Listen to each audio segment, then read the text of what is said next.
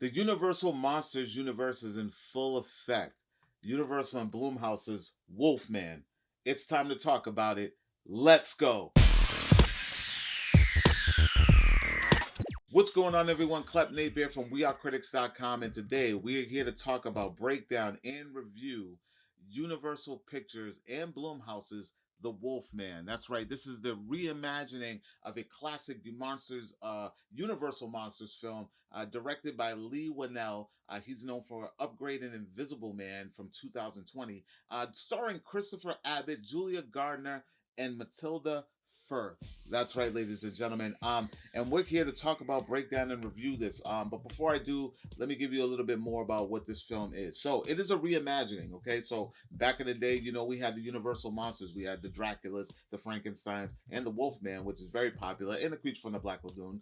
And Universal and Blumhouse have teamed up to sort of reimagine these films in a more modern way. So again, this film, it is a little bit different from what most folks will probably be used to, as far as the stylization, even the look of the monster in this film.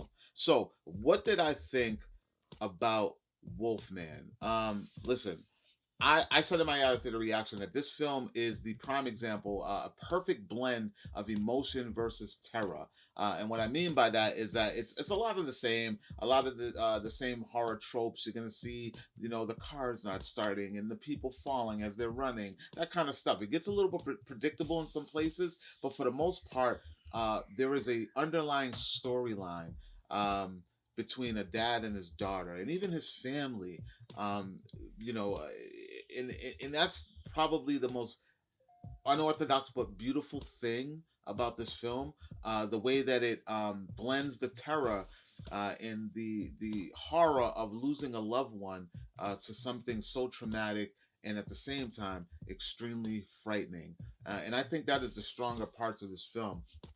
The CGI or the practical effects, the transformation stuff, it's okay. It's not that bad. It's gory. It gets gory where it needs to get gory. But I will say that the only problem that I have with this film, outside of the overall ending or tying up of the story, was probably the look of the monster. I'm so used to that classic Wolfman look that we got in, like, in the original. We got Abbott Costello. We even got a little bit of that in the Teen Wolf film with Michael J. Fox, which I know was supposed to be like some sort of like a parody of the teenage wolf theme, but there's an overall look. Even American Werewolf in London had more of a wolfish look than what we got in this film here. So I will say that that was probably one of the downfalls for this film for me, that I didn't like the overall look of the creature.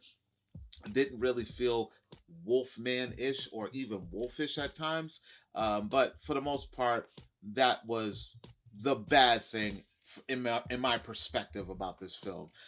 Yeah, man, ladies and gentlemen, this movie, it felt a little long, but necessary in its ways. I mean, it, like I said, it serves a pretty decent story. The tie up at the end is questionable for me, and maybe for some.